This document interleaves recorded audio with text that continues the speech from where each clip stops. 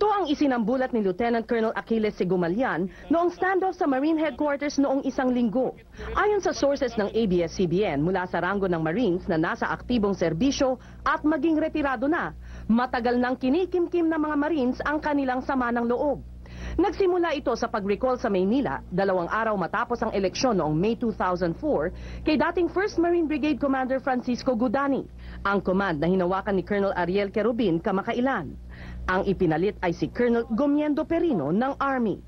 Ayon sa sources mula sa Marines, 13 ng Mayo, 3 araw matapos ang eleksyon, sa isang command conference dito sa Signal Hill sa Camp Ranao, headquarters ng 1st Marine Brigade, inutusan silang mag-special ops para kay GMA.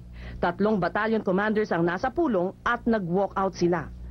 Ang ibig sabihin daw umano ng special ops ay luwagan ang pagbabantay sa bilangan at payagang pumasok ang mga tirador, termino nila sa mga magpepeke ng resulta ng eleksyon.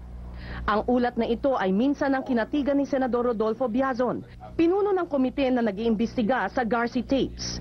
Ang problema ayon kay Biazon, wala raw nais lumantad sa takot na baka sila balikan.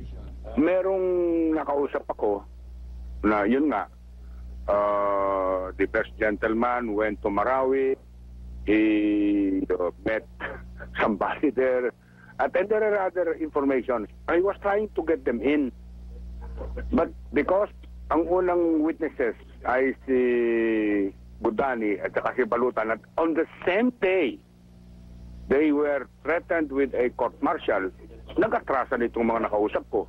Lumantad din sa ABS-CBN ang isang bagong witness sa pagmumudmud ng pera ni First Gentleman Mike Arroyo sa 19 na election registers. Naganap daw ang bayaran sa Price Hotel sa Cagayan de Oro. Si Kader Guro, kapatid ng dating COMELEC Commissioner Manguntawan Guro, ang naghatid sa mga election registers kay First Gentleman. Ang nanalo dito sa Llano del Sur ay si FAG, si Ganbut, si Lacson. Duda ko na may balak sila nung dumating na kami sa Price Hotel. Kasi nagbigayan na sa Peray. Muling kinatigan ni Lax Daligdig ang naging dayaan sa Lanao del Sur.